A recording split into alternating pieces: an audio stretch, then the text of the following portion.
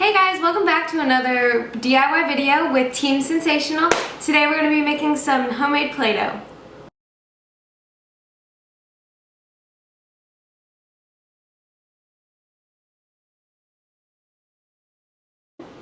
Okay, so to make our homemade Play-Doh, you'll need flour, vegetable oil, cream of tartar, salt, a saucepan, a wooden spoon, a 1/3 cup measure, a 1 cup measure, and a teaspoon measure.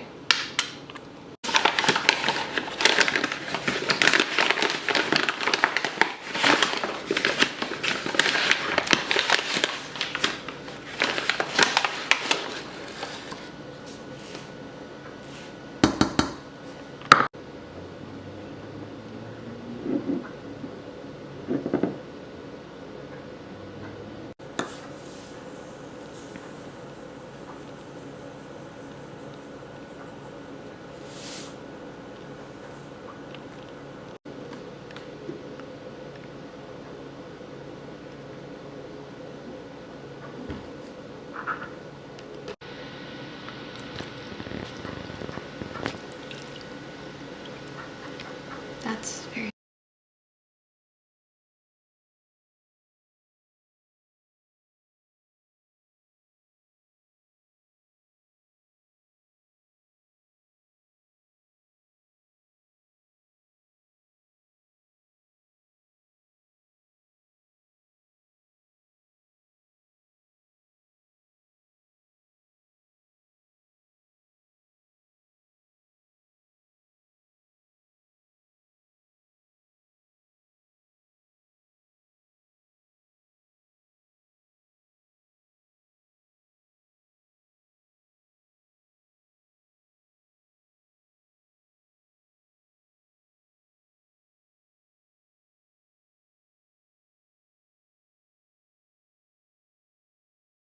good.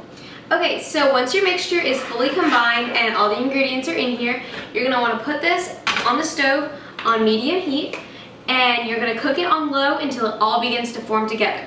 Make sure when you do this you have a parent or a guardian with you that keeps you safe. Remember, never touch the burners and always use a pot handle.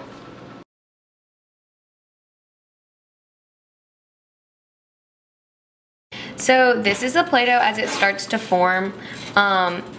As it comes together, just keep moving it and it will even itself all out.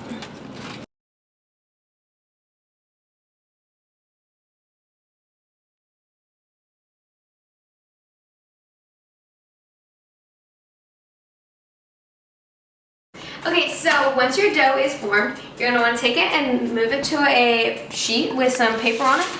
And you're going to take that and put it in the fridge for 10 to 15 minutes to let it cool completely.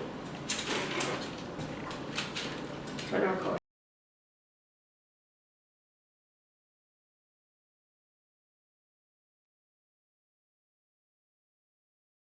ahead. So this homemade Play-Doh has a lot of great benefits to it. It increases creativity, enhances eye-hand coordination, the squeezing mechanisms helps for calmness and releasing of tension, as well as relieving stress and increasing focus in students everywhere. Okay, so when you take your Play-Doh out of the fridge, let it sit in there for about 15-20 minutes. It's ready to go. So use it for all your creative stress and needs. You also can add additional things like essential oils to increase the calming effect. You can also add beads to increase the tension and texture. We hope you guys love our video. Good. So this homemade Play-Doh is good for months if you just store it in a Ziploc airtight container. It's non-toxic, and if you happen to eat it, it's okay. It won't kill you. It's all homemade ingredients. The only safety concern that we have is the children using the stove, so just make sure they are aware of the safety concerns that come along with it and or have adult supervision.